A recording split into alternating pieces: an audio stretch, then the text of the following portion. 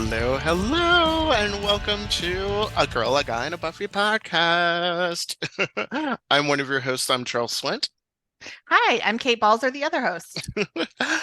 And welcome to season two. Yay, we're back. We're We so excited. we're back. And for those of you who might just be joining us, we are a Buffy podcast. We are not a rewatch podcast. We do spoil the show, and we talk about all things Buffy and tackle big bads of the season. We're talking about big sort of thematic bads of the season, these sort of big bad ideas. Last season we talked about feminism, and in Buffy. And Kate, do you want to tell them what our big bad is of the season?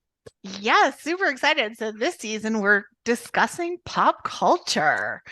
We decided we want to do a little more fun, a little less dark, maybe. Last season ended super, I mean, it was heavy. It was heavy, It but was heavy. that's the show. That's what we love about the show. But we also love the softer side, The softer side of Sears. the softer side of Sears. I was going to say lighter side, and then I was like, oh, the quote is right there. Which is all things pop culture and culture related to Buffy. So that's language, music, fashion. So those are what we're going to be discussing this season. So in this first episode back, we're delving into the overall theme as its own episode. So discussing culture and pop culture in Buffy the Vampire Slayer and what that means and the impact on the show and the impact the show has had in the greater pop culture universe. Think that culture, what we consider pop culture now, in future generations and looking down, and I think Buffy is a great example of this, is something that will ultimately become high culture. Yeah, that's definitely true. I mean, you can definitely switch between something that used to be pop culture can become high culture. I mean, Shakespeare's a great example, and that's often used, that it was, kind of the rowdy masses would go to see it. But now we consider it very highbrow and it's not easy to understand. And, it's not everyone's cup of tea. And so it's not considered pop culture anymore. It's considered, high art, high culture, however you want to describe it. The other part of that too is obviously there's lots of elements of Western culture, European and American culture in these definitions. So that also, there's elements of racism, prejudice, colonization that come into play about what labeling something as culture, high culture versus pop culture. Right. It becomes very, yeah, it does become very classist. It becomes very racist, can become very ableist too, I think, Yes, in point. some in some aspects of things. And there is this debate, and again, going back to this Guardian article that I read, was talking about a teacher who kind of oscillates about this idea of whether or not to teach high culture versus pop culture in their studies, and which is more effective, and what, is it, do we teach using these sort of like examples of Shakespeare and talking about La Boheme and talking about these sort of high art concepts versus having a conversation about something that's a little bit more accessible, like, well, let's talk about Rent, which is basically, a translate, whatever, however you want to distill that down. And is it dumbing it down, or is it just making it more accessible to people and making it more relatable? Yeah, no, I think that's a great point. And also I think, we touched on this, but time and place of culture is so important because Mhm. what your culture and what people in society of today are relating to obviously it can be incredibly different from decades and eras past. And but that doesn't mean what people are into today makes the the culture less, just like it doesn't mean that what people are into makes the culture more. Culture is such whatever kind of culture, and in this case talking about like arts and entertainment culture, is such an important part of the development of society. And it's where, and libraries are where we house that culture. So, Correct. Yeah. and so you talk about the Library of Congress, which is, the place where all things are held, like any art, any part of culture, no matter how big or small, if registered, basically gets put there. For a very long time, libraries have been an important resource in culture. And as we know, that a library is an incredibly important resource in Buffy the Vampire Slayer. I mean, For so sure.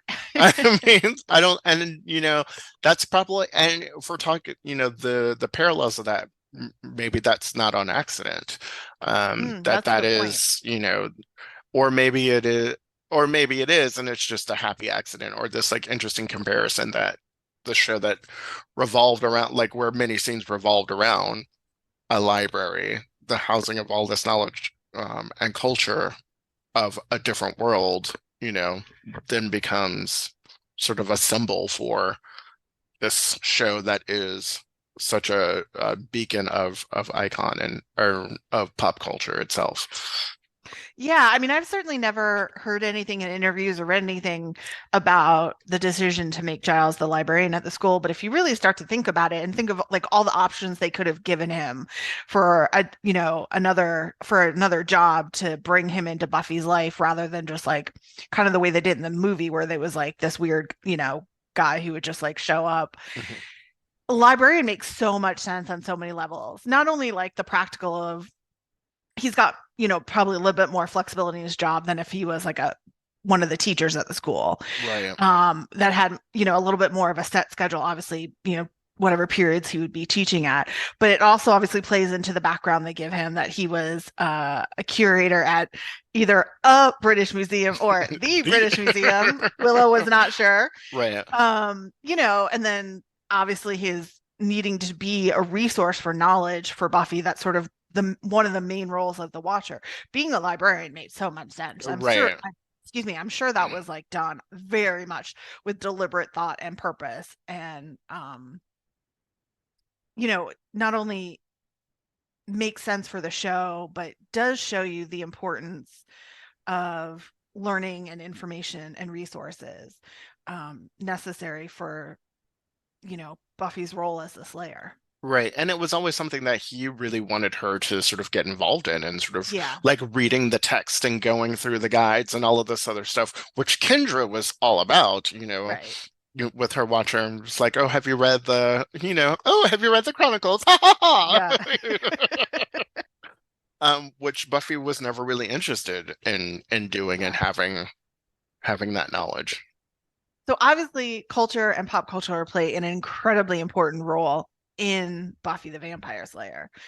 Uh, the show is filled with pop culture and culture references galore, Yes.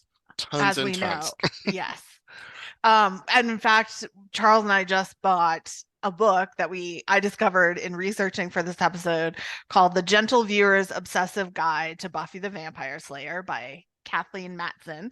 For all the Buffy books I have read over the years, this was new to me. And I have started to flip through it.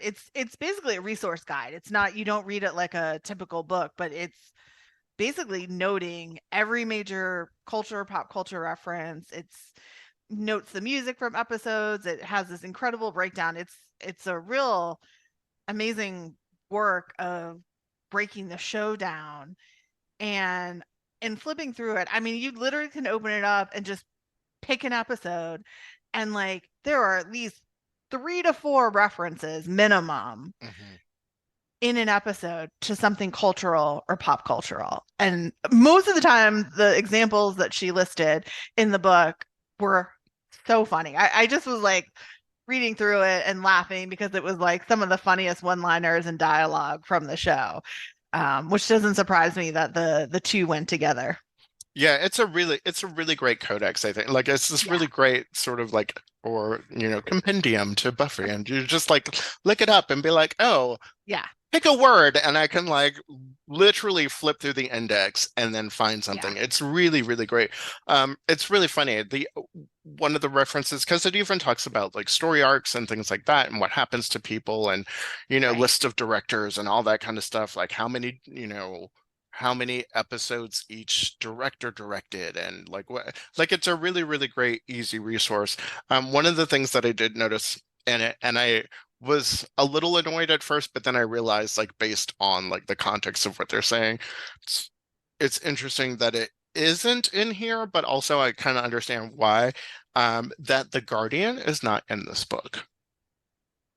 Oh, interesting. Yeah, You mean the from the final from episodes, right? yeah, yeah. Yeah. Huh. They are not mentioned at all. Like just looking even in the character breakdowns, because they even like do a list of like every character who shows up and what episode. But the Guardian is not in this book. Well, So I guess she'll need a third edition. she will. I'm gonna reach out and be like, hey, um, We um, noticed this oversight. right, this it's just a small thing. But it's a part of but it's actually kind of a big thing too when you look at it. Yeah, Um, yeah, exactly. So, we're not just here to list all our favorite references, although we could probably spend the podcast doing that. we could. Um, but talking about what it meant to the show that they had so many pop culture and culture references, that the characters were always saying. What does it mean? It means that they're hip. It means that they live in this Hmm. world. It means that they are a part of our world. It means that they are they may not necessarily be all book smart, but they are smart enough to have consumed a culture and a world that makes sense to them, and they can reflect it back um, to us, which makes us feel comfortable because we're like, oh, you're a part of our world too. Like you're making references that I understand, and you're not creating like a whole new. We're already having to deal with the idea of like dealing with vampires and all of this other stuff, but not having to be like, oh my gosh, let's talk about this like this band that we don't know anything about, like and making all of these references that we would have to play catch up to. Yeah, I think that's a really good point. I didn't actually think about it, but it is a world building that invites the viewer in, that you can be connected to them because you're like, oh, I understand those cultural references. So obviously it's very American of the 90s. So it might be a little more challenging for someone who is not as experienced with that culture. But I think a lot of their references, cross cultural lines. And then, of course, there's obviously the side of the fact that there's a lot of American hegemony in cultural exportation of movies and television. So even if you've never been to America, grew up in America, there's probably a lot you could still understand. The other thing I was going to add to that is it also is so seamlessly integrated and such a um, well, as we said, the references are just nonstop, but it doesn't feel like, oh, look at me being like reference, reference, reference, like winky wink. It's just like what Joss Whedon did in building the show and that the other writers took on, it became a part of that Buffy language. It wasn't that it was that's just how they talked. They talked in reference. It wasn't like I said, it wasn't winky. It wasn't, oh, let me show you how much I know. Let me show you how many things I can, refer to. It's just that's how they spoke. And it to me it worked really seamlessly. And I'm that kind of person. Like I've always been into pop culture. I think you've always been into pop culture and culture. So making references is so common for us as well, like in our lives, you know, And I since the time we've known each other, which, as if you didn't haven't listened to our first episode, we've known each other since high school.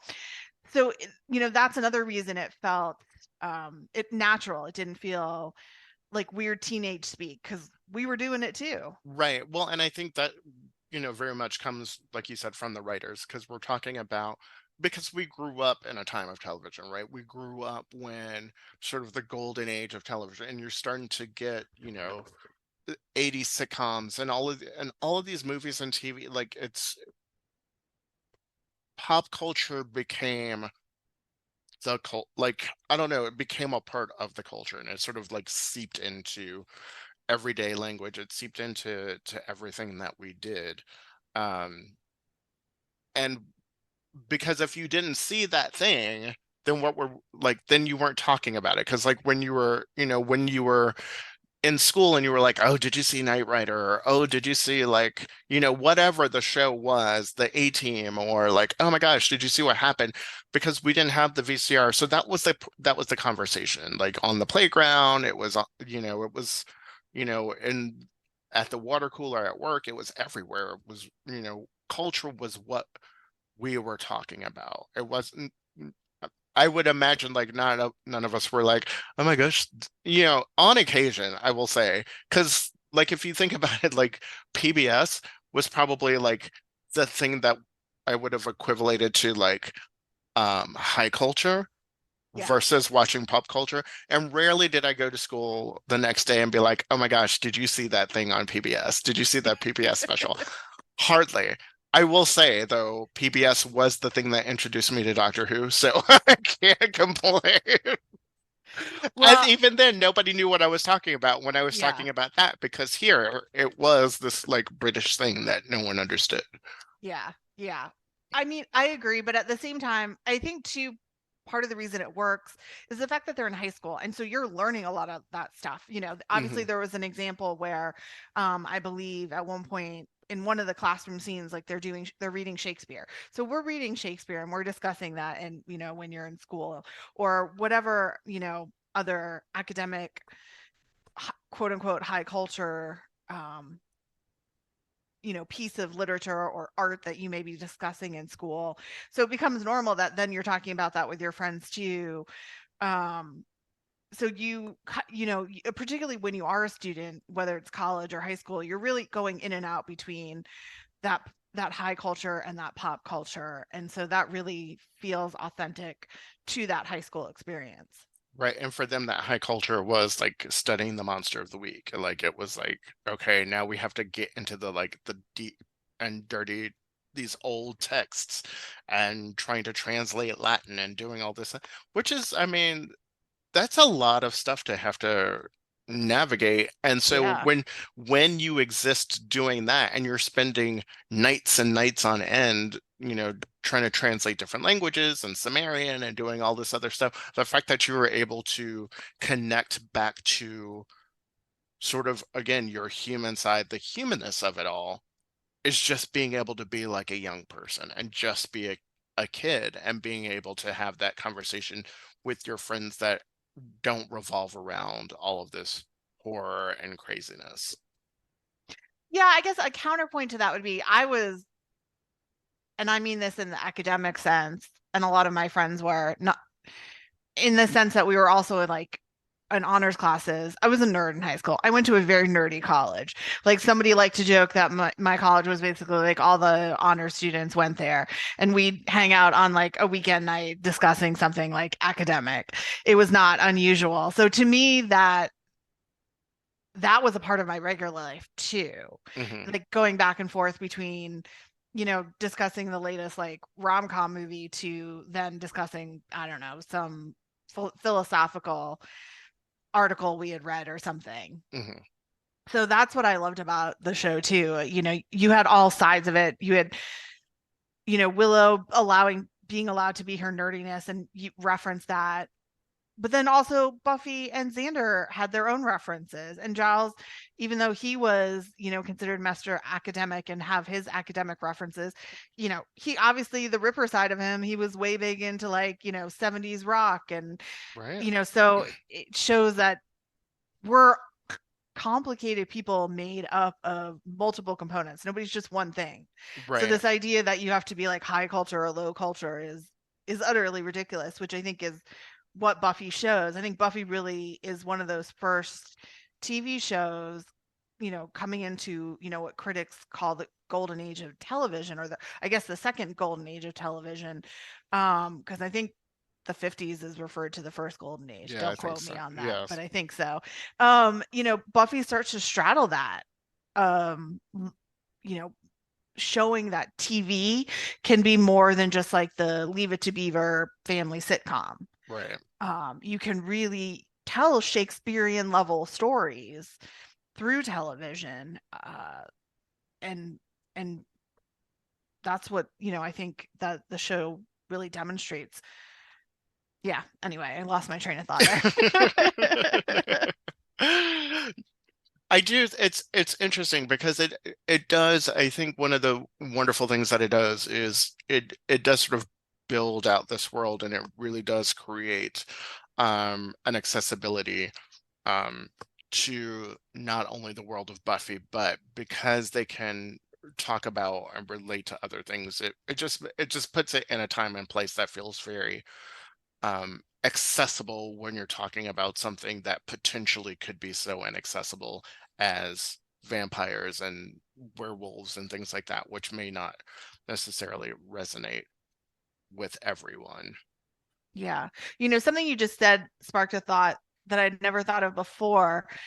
Um, and I don't know if there was any intentionality behind it, but something that's interesting about the show, and this may change in 20 years because we're really not that far from when the show aired.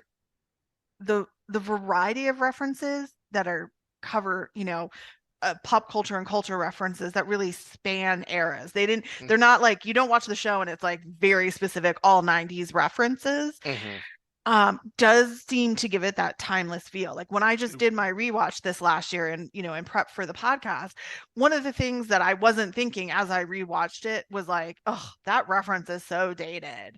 Right. As you do with some other shows, you can go back and be like, oh, that is very dated reference. Like it does not age well. But I do feel like all the pop culture references in Buffy age pretty well. I mean, some of the stuff may be a little like, them talking about James Spader being super cute in the Right. uh first, in the pilot episode, of course, a He little needs to dated, call but me. like, yeah, exactly.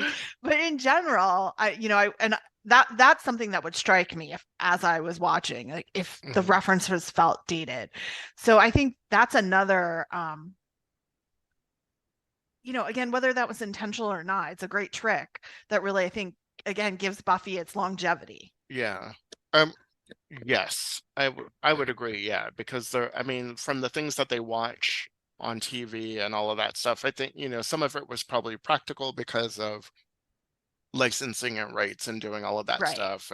But also I think a lot of the references are just really are peppered enough through different decades to give it that timeless feel, to give it this sense Yeah. of longevity that are, and again, are kind of references that may or may not be, because some of it are comic book references, and some of, Yeah. there's a lot of like references to comic books, which even if you're not into comic books, you still know who Superman is, you still know who Batman is. So like those references and stuff, that there's some timelessness in them because the pop culture references that they're making have already stood the test of time. Yeah. No, that's a really good point. Yeah. Very, very true. And so Um, they're just referencing things that are already, and then we just keep perpetuating that story, um, which I think is really interesting how we can perpetuate what culture looks like based on what we choose to reference and how we choose to reference it. One part we haven't talked about with culture and pop culture, although you had a brief mention, but is comic book culture. And Mm, so you mentioned, there are references to comic books, but I read a really interesting piece on Looper, and we can link to all these in our show notes in case you're interested in some of the resources we used, or you want to delve into the Tommy Westfall theory.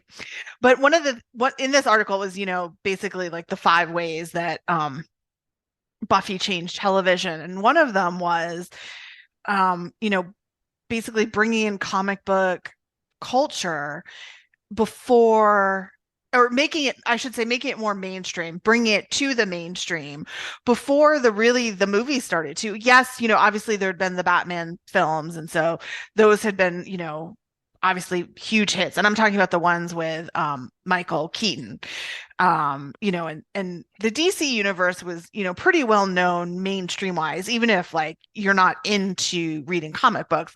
Most people grow up, like you said, knowing who Superman is, knowing who Batman is, and then obviously Spider-Man from the Marvel. But in general, that's about it for mainstream. At least certainly me. I was not a comic book kid. Um, but started to see that more in Buffy. And then right about that time is when the X-Men started coming out. And then, about 10 years after that is when you have the start of the Marvel Cinematic Universe. Mhm. But most of the comic book stuff was not super mainstream, certainly not in the way we think of it today. Well, no, not at all. And Buffy was, because Joss Whedon was a comic book reader and a comic book fan, he brought that in. And you have that in the character of Xander, and then obviously you have that in the character of the trio, Hmm. or the trio characters. So it's just interesting that, that's a I thought that was an interesting point to make about the impact Buffy had on bringing more comic book culture to the mainstream. I definitely think that's a valid argument to make or valid point to make.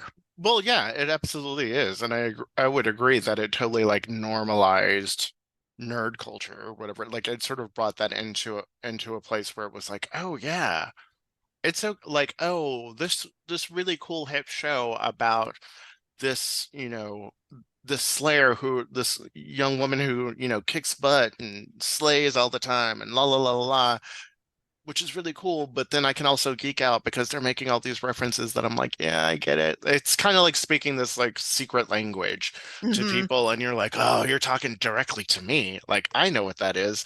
Yeah.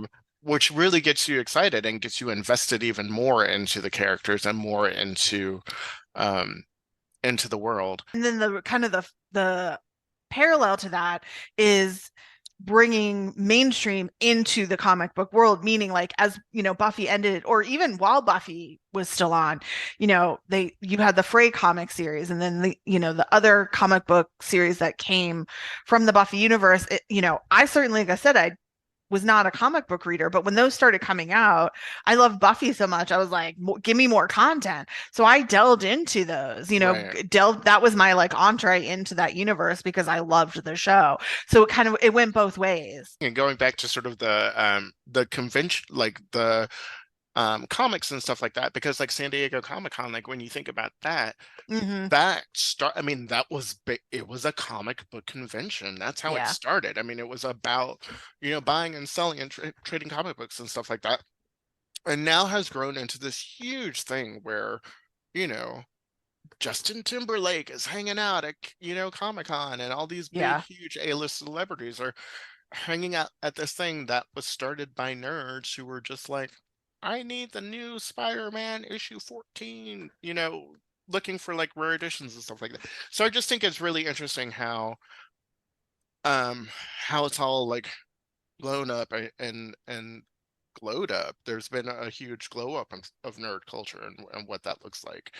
Um Yeah. Well, I think it's also a statement to, who's in charge of um mass communications. And I think what you're seeing mm, is, you know, particularly Gen X, maybe the end of boomers, but definitely Gen X, and then moving into to millennials. And I'm only talking about people who get into positions of power, so like executives, writers, producers.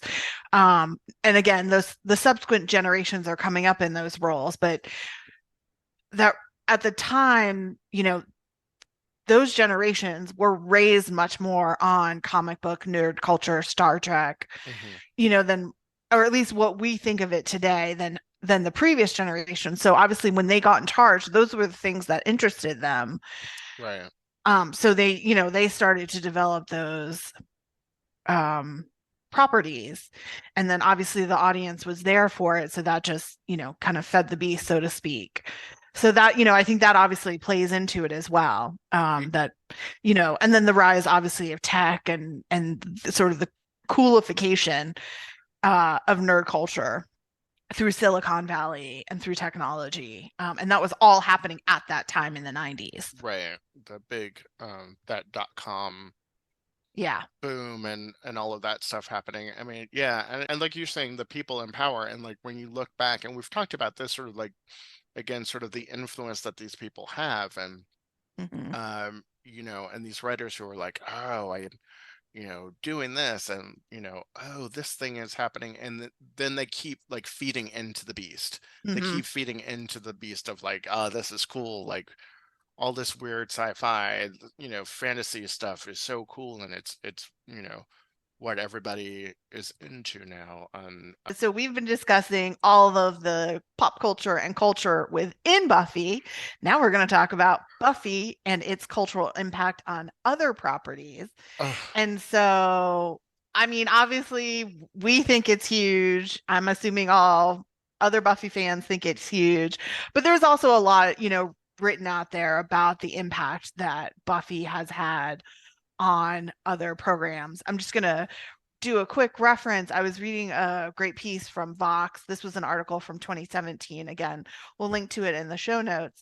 And they make a really good argument that Buffy built the model for today's um, version of TV's storytelling, with the primary, like the fact that they would have a primary villain each season and you would encounter that villain every so often in an episode. So it took the serialization of like soap operas and really brought it to mainstream drama television, and then took it to the next level.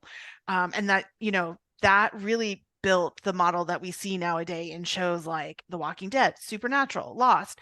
But then it also is being seen in non-genre shows like Veronica Mars and Scandal. I mean, you just name a show, it probably fits the model. And that is a tremendous impact that this relatively little show on a relatively little network has had on 25 years of television. the show that Dolly Parton calls, oh, this cute little show. Yeah. She's I like, mean, well, I and just it's think got it's such a Dolly cute little behind it. show. It's got Dolly behind it. You I knew it was know. going to be like amazing. Talk about cultural impact. Yeah. So And what do it, how do you see that argument? well, I see. So I agree with that. I think, talking about how we tell stories, talking about how we look at teenagers, and young people and the stories that we are allowed to tell, surrounding them and how we tell them is really interesting. And I've been listening to, and I know you've read, Into Every Generation, A Slayer is Hmm. Born. And I'm just now giving that a listen.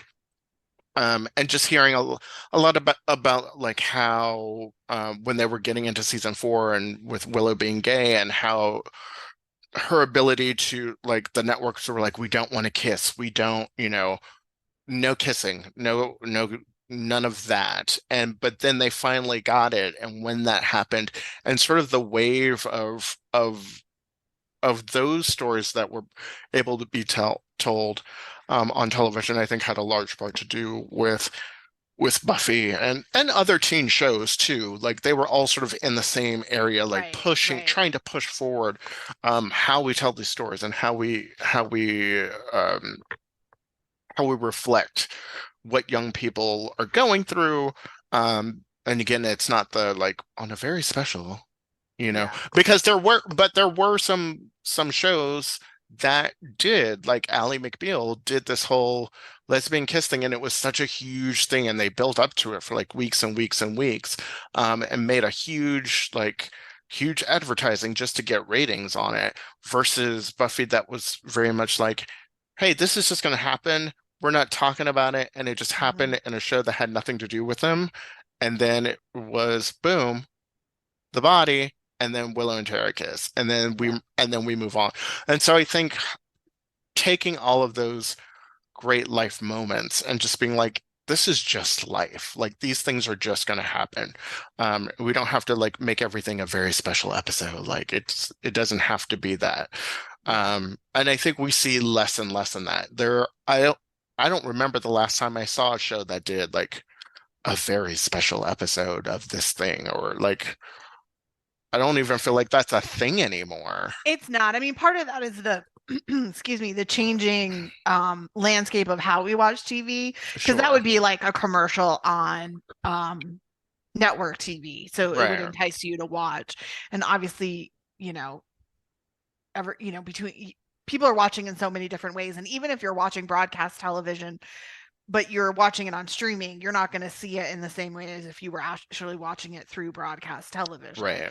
So that's, that's a big part of it, but it's true. I mean, I think also that was happening even before streaming became like the way we watch TV. Right. We were starting to lose that. And just want to say too, to go back to the Vox article, so we don't do the authors dirty. They weren't saying like Buffy invented this form of storytelling, but they built on what had come before, and Hmm. it really ended up setting the model that we have nowadays. I mean, there were certainly other shows that had either serialization or had multiple elements to it beforehand. They were obviously building on the work of the X-Files, and to reference an earlier show, saying Elsewhere and something like Hill Street Blues, Hmm. but it just combined it all in such a new way that it became the standard bearer, ended up becoming the standard bearer of what we expect from television nowadays. Right. And I think too, because there are so many of those writers who've gone on to do other works that's Yeah, that's carried part of that it too. into building all of that stuff. And also, and going back to the musical episode too, like there were musical episodes of television before Once More with Mm-hmm. Feeling came out. There was an entire show that was a musical called Cop Rock, which was a Cop terrible Rock. Cop Rock, which was awful. But it wasn't but when they went Once More with Feeling happened, everybody seemed to be like, oh, that was super fun. Yeah. That's how I can like tell my story, keep the story moving forward, and also have this fun thing and give it a reason for the singing and the dancing and all of that stuff. And where after that we got, the musical episode of Scrubs. We started to Yeah. see more shows do it because they saw how successful it could be, especially when you had really good writers behind the making of those things. And even the guys who did the new musical episode of the Strange New Worlds, the Star Trek uh, musical, which is a great episode, I think. Anyway, I think it's a really good episode. They were like, we went back to Once More with Feeling for the jumping off point because that was the blueprint that we needed to work off of in order to make this episode successful. Yeah. I mean, yeah, that episode certainly set the bar for any future musical episodes in television. Yeah. Um, and as you said, I mean, they did it because it was well written, it fit the storyline, and it fit the world, Right. you know. Um, And then how do you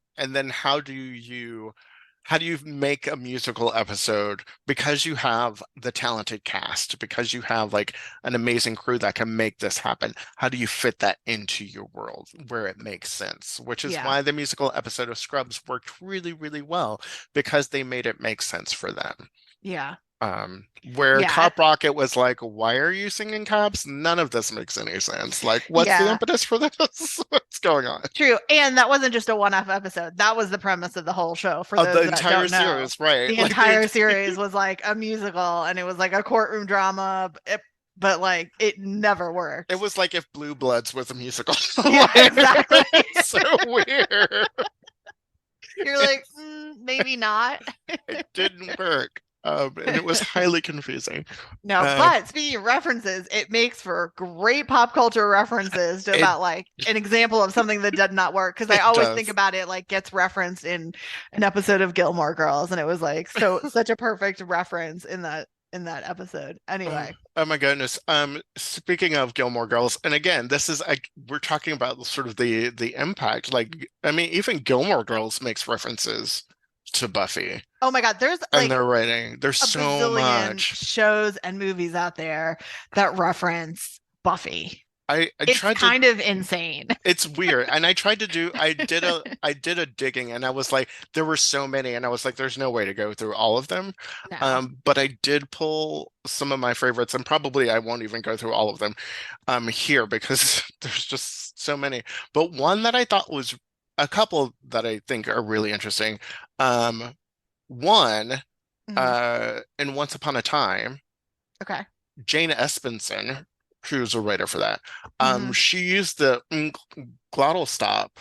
Oh, which I Um, still no matter how many times I've watched that episode, I still don't really understand what Giles is talking about. I've even like Googled it and I still am like, what is he talking about? Anyway, sorry, Glottal stop. sidebar. Yeah, glottal stop. It's that. It's that. Yeah. It's Yeah. that. No, that part I get. That part I But get. yeah, I don't know why it's like anyway. So, but that symbol is used in Once Upon a Time, Oh, that's um, so funny. and then also going back to Once More with Feeling, there's an episode of Sesame Street that references Buffy. No. So as Chris goes to the he goes to the I guess one of the people he goes to the laundry with a mustard stained red shirt, Oh my and Elmo God. magically makes everyone sing about how to clean his favorite shirt, How to get the mustard how out. to get the mustard out. See, that's awesome. That's like, watching animated movies where like, somebody behind the scenes was like a fan and it's not for the kids, it's for the adults who watch it with the kids. Right. It's just like And you you're want to like, thank you. Thank you you, for seeing me as a you parent or an aunt or an uncle or a babysitter, adult babysitter who has to right. like watch these kids programming. And you're like, there's still something in it for me. Right. There's of course I've mentioned this before, so I won't mention it again, but the one from The Magicians. I knew you were going to say Um, that. yeah, it's literally one of my favorite references. Yeah. It's so great. Charmed makes mentions of it, which is hilarious because it was a show that was it's contemporary. Like this, and this was made in the first season. So this was like season two of Buffy was airing, and this was made in an episode like towards the end of Charmed's first season. Okay. Um, they were like investigate. They were in a mausoleum. Like I think it's Prue and Phoebe are in a mausoleum, and Prue says there might be zombies or vampires present, and Phoebe goes, "Well, where's Buffy when you need her?" Just an offhanded thing. They make a few references to Buffy, and then most recently, Mhm. and I don't know if you've seen this. You might have seen this online. In the Netflix film Leave the World Behind, at the very end of the film, and this might be a little spoilery. It probably is. Yes, spoiler alert if you have not watched Leave the World Behind. Um, at the end of the movie, the young girl like goes into a room and there's just like a wall of media. It's like all of these like DVDs and all of this other stuff. And on the wall, you can see it. There is Buffy, like uh all seasons of Buffy are like lined up next to Oh, each wow. other. Um, That's awesome. so yeah, it's continuing to make Oh, yeah. to be a part of the lexicon and to be a part Yeah. um of who we are. Okay, I have to share my two. Okay. I didn't do research. These are just my personal ones. So like the one that was most unexpected, as far as I can remember, um, comes from there was a movie based on a true story called Calendar Girls. And Mm. it was a British film about a group of older British women in like a small village, and Oh they needed to yes. raise funds, and so they decided to do like pinup girl calendar, and it Yes. becomes like a big thing. So in one of the scenes, they're in the bedroom of one of the women, the main characters, and in her teenage son's bedroom, and they're like spanning his bedroom for some reason, and they right above his headboard on the wall is a giant poster of Buffy. I think she's dressed kind of like season 3, season 4. I was like, oh my God. And this was like not long after, I think the movie came out around the time that Buffy ended. So, like, yeah, there were Buffy references, but not to the degree that we expect it today. So, I was like blown away when I saw that movie and I was like, OMG, I did not expect a Buffy reference in this movie. And I was like, it was awesome. It made me so happy. And obviously, I've never forgotten it. It was great. The other one of my other favorites, and it makes me happy because it's like, to me, it's the one show, and this is my opinion. Everyone's got their own opinion. That is the true successor to Buffy, and it matches this show stylistically for humor, for teenagers, witty dialogue. serialization, even though it's not a genre show, and that is Veronica Mars. Mhm. And in the Veronica Mars movie, there's a scene, I won't give too much away in case you want to watch this series and you don't want to be spoiled, but basically like all hell breaks loose in a scene at a bar or like a club in the movie, and things are going crazy, and one of the characters looks at Veronica, goes, "It is on a hellmouth," meaning the town that Veronica lives in. And I was like, yes, that is a great Buffy reference. And it was like so appropriately used. It made me super happy. So anyway, those are my two favorite references to date. And as as things go on, there will be more and more references because more Oh and more gosh, yeah. people are discovering Buffy all the time. And that's the thing that I really like about the show is that like talk about cultural impact is that 25 years later, generations of young people are finding the show and going, "Oh Yeah. my gosh, Yeah. this is really great." Um, and that's so cool. I It love is. that It about the is. show. I do too. I mean, it doesn't surprise me, and yet at the same time it's mind blowing Hmm. that that's still happening, that people are still discovering it, still loving it. Even though there's some things that might not hold up to how we look at society and culture, Hmm. but yet the core of it, the core characters, the core dialogue, the core storylines still speak to us, which, I mean, that speaks to other works of art that we still go back to time and time again.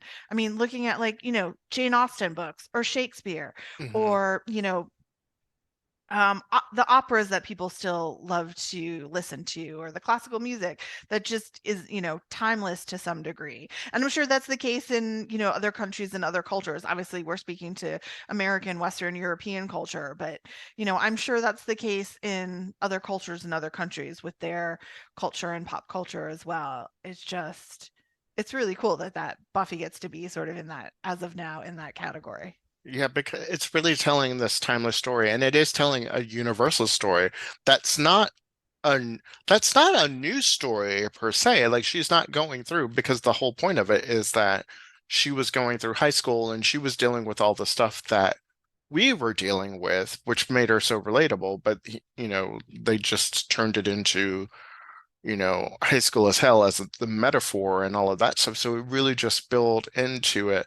But then, as you get later on and they start dealing with themes of family and all of this other stuff and and finding your way and what that all means, it's something that you can all relate to and take the monsters out. You still get this like really lovely story um of a group of young people just trying to find their way in the world, and the monster of it all, it just makes it even more fun and juicy and a little bit, quite frankly, a little bit more palatable and more relatable than just watching like a regular teen drama for me. Yeah, agreed. I would agree that I think that's part of its longevity, is it's not just a regular teen drama, that may be of its time and place. Those supernatural elements take it to the next level. Right. And maybe the monsters are are ironically enough that spoonful of sugar that helps the medicine go down. Like it just makes things more like relatable to me because I'm like, there's some separation there. Um, Yeah. Yeah. Well, it certainly takes two very well-known stories, that of teenagers, high school drama, and the hero's journey, mhm. and combines them in a really interesting way that makes you want to come back to it time and time again. Well, at least it does for us. And for a lot of people, not just us. Yeah. And I think No, this is it's a good true. segue into um, Yes, the our last our last topic. topic about um, sort of the academics of Buffy and Buffy studies.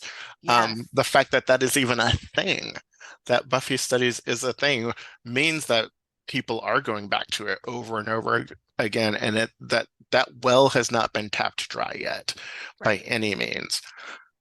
More so, because more so than any other show, um, Buffy has had more academic papers written about it than any other show, in our current pop culture history. I think maybe ever. probably ever, I would say. Yeah, I mean, for if you've not read the article, there's a great article from Slate in 2012 that basically took a look at pop culture properties, and it started with the fact that there had been so much academic studies or written about on the four Alien films. I don't know. I was going to say trilogy, but I'm like, there's four. It's And so a they were kind of curious, quadri. like, is it the most written about, pop culture property or film and so they delved into it, and, they basically searched through, if you read the article, they kind of explain their methodology, and they're like, we know it's not a fully exhaustive, but they kind of took a look at, and again, this is 2012. I'm sure there's been some shifts. But essentially they looked at the Alien quadrilogy, as they said, The Wire, the television show The Wire, at the time the Matrix trilogy, obviously now it's a quadrilogy, The Simpsons, and Buffy the Vampire Slayer. And Buffy the Vampire exceeded them by far in the number of academic papers or study had been done about the show. So they found for Alien, it was 86 papers. For The Wire, it was 85. For The Matrix, it was 71. For The Simpsons, it was 29. For Buffy the Vampire Slayer, it was 200 plus, and that was in 2012. So I'm sure it's only grown from there, because there's also an online journal of Buffy studies. So, and that's been going on for, gosh, close to 20 years. Yeah, So, they come out usually two times a year. So they're always having papers that are in there, which you can find online. It's open access to anyone. Again, we'll link to it in our show notes, but like, yeah, that's mind blowing. I mean, especially since, pop culture studies is, I think, really only come into its own in the last 20 years. I don't know about when you were in college, but there wasn't a lot of it going on when I was in college, and it was more film oriented. It certainly wasn't sure. Yeah, television oriented. So, you know, I'm not surprised that Buffy is so high, because we're doing this podcast, we're delving into all these same topics. I mean, not to the same level as a research academic paper, but there is so much to delve into. So it doesn't surprise me that the highest one is Buffy.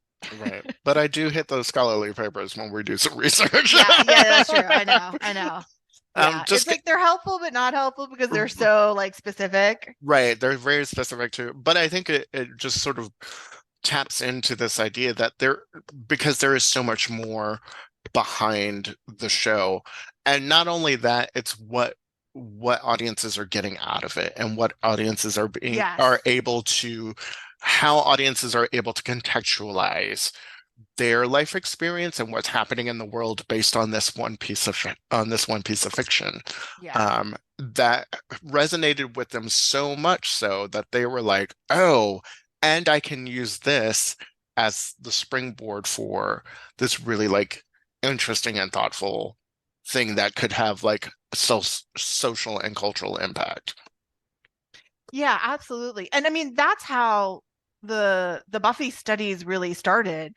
Was these were, professors who were fans of the show, and they thought, hey, like, I want to write a paper on this, and somebody else wrote a paper on this, and then, they knew each other, and they're like, hey, we should get a conference together. And so a conference started, and then, it just grew from there. But it came from a place of already being a fan. It wasn't an academic looking at it and saying, oh, hey, the show is really popular, maybe we should study it. Right. It really came from a place of fandom, and these fans just happen to be in academia, which I think is super cool. I also like And that Stacey Abrams is a fan. oh my God, how do we not mention like one of the most famous fans, Stacey Abrams? I love that Stacey Abrams is a nerd like us. Yes. So yeah, Shout out to Stacey Abrams. exactly. Stacey Get in Abrams touch is with our us. girl, because we're like from Georgia. So We would love to have you on the pod anytime. Come on. we'll talk about Buffy with you anytime at all. Right. But yeah, I think it's a testament to the show.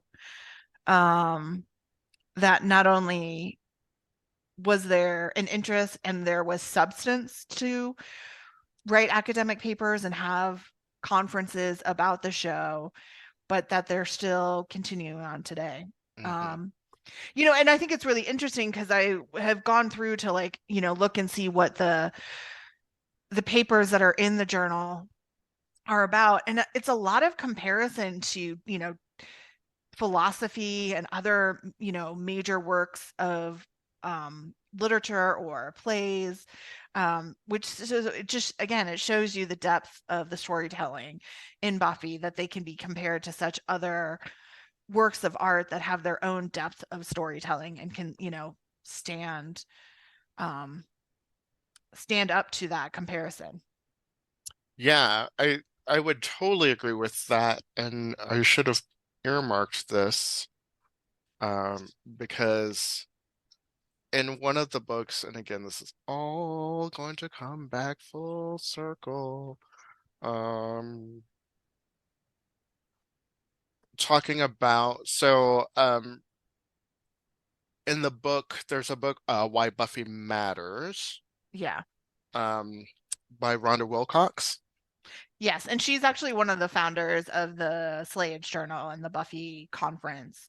That I think that was where I learned about it. I think that was the first book to come out way back, just around the time that the show ended. Yeah. And there's a chapter in here just talking about the poetry of T.S. Eliot. Um, and it's called T.S. Eliot Comes Through on Television, and referencing Restless and just how, Hmm. even just talking about like comparing that work, the work of T.S. Eliot and one of his poems to Restless, and sort of the similarities and the Hmm. comparisons of that, which I mean, I think it's fascinating. I mean, and like we've said before, there's been so many references within and without. They do Death of a Salesman, and they do uh is it There's definitely Antigone Shakespeare. or is it Oedipus that they do? No, Oedipus. Oedipus. It's Yeah, yeah, Oedipus. Yeah.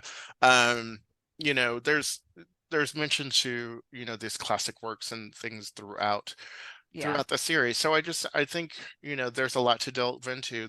Some of the other ones that I have looked up, and when I was doing some of my research, a lot of talk about feminism um and like different waves of feminism and how Buffy fits into those. It talks about family structures. So there's a lot of sociological and anthropological implications and studies using Buffy as a reference point and as a jumping off point to engage people into those conversations. yeah. And I would say, if you didn't know, there were all these um academic inspired books written about the show, you should definitely check it out. Actually, Goodreads, again, we can link to it, has a good list of Buffy Academia books, because they're written for people not in academia. So they're very readable, even though they're delving into, maybe some deep topics. And then obviously there's ones that are out there that are a little more fun. But I definitely recommend Why Buffy Matters, The Art of Buffy the Vampire Slayer, which is what Charles was just referencing. There, it's just fun, if you love the show, to delve into it in a deeper, new way. And I will give you a little story, right? So here's my day, right? Here's what happened today. So, and again, bringing it all back full circle. So, doing some research for this show and trying to figure out some stuff. I found this paper called Popular Culture Association, American Culture Association. It was a joint conference in Toronto in 2020, and the study was called "What Would Buffy Do? The Use of Popular Culture Examples in Undergraduate Library Instruction." So I was like, sure, why not? Let's go through this. But basically, it was asking librarians if they use pop culture and pop culture references as a way to teach undergraduate students how to research their papers. And there were some that said yes and some that said no. And so it went back and forth talking about this. And one of the shows that came up was Buffy the Vampire Slayer. And so talking about um, how they use popular shows and things like that to get their undergraduate students excited about researching things and looking for that. So one of them said that one of the teachers said, yeah, they use Buffy as a way to show like the magic of books and how you can get into it. The thing that I found just sort of interesting and ironic was that while I'm looking up this work, I go to the library, which I had not been to in a very long time, the library on campus. Um, and I go to the library and I'm like, I'm looking for these books. I need to find these books. And so she gives me the reference and I go and I look, and that's the video that I sent you where it was like these stacks and stacks of books. And I get to the aisle and I can't get down the aisle because the Bookshelves. the bookshelves are like pressed up against each other. And I was like, well, darn it, what am I supposed to do? I'd never seen this before. And then I kind of look around and I see tracks on the floor and I'm like, ooh, and there's a little button and I press it and moved along the side and I was like, what is happening? And there was just a sea. It was like a row of like Buffy books and books about House and books about like all of these sort of pop culture reference books all just sitting here and it got me so excited about I was like there's so much to read about all of this stuff and and so and like to the point of the paper, yeah, doing research for this show got me excited about doing more research and learning how to be a better researcher and looking for those things. So I think, again, there's a valuable tool and a valuable lesson in using something that people are genuinely excited about in order to get them to understand something that they may not truly understand. Yeah, like a deeper concept. Yeah. Yeah, absolutely. Your reaction just makes me think you were like Belle when the Beast introduced her to his library. I really genuinely got excited.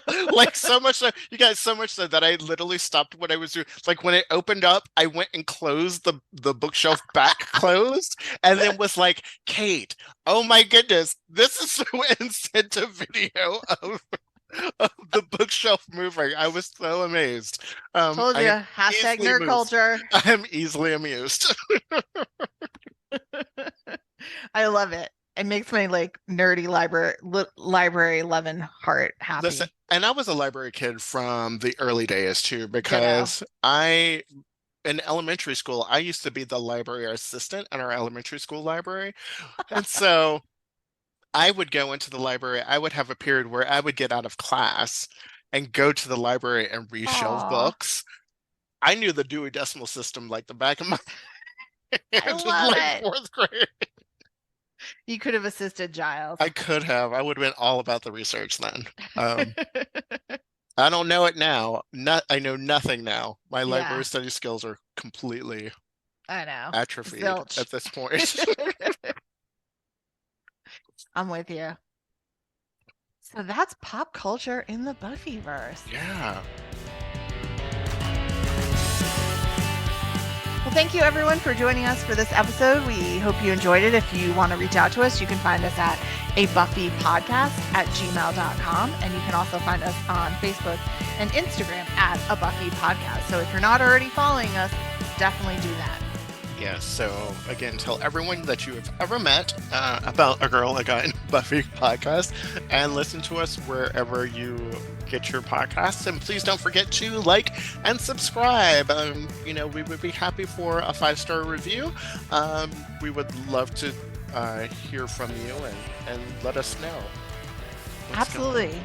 Thanks so much. All right. We'll see you next time. Bye. Bye.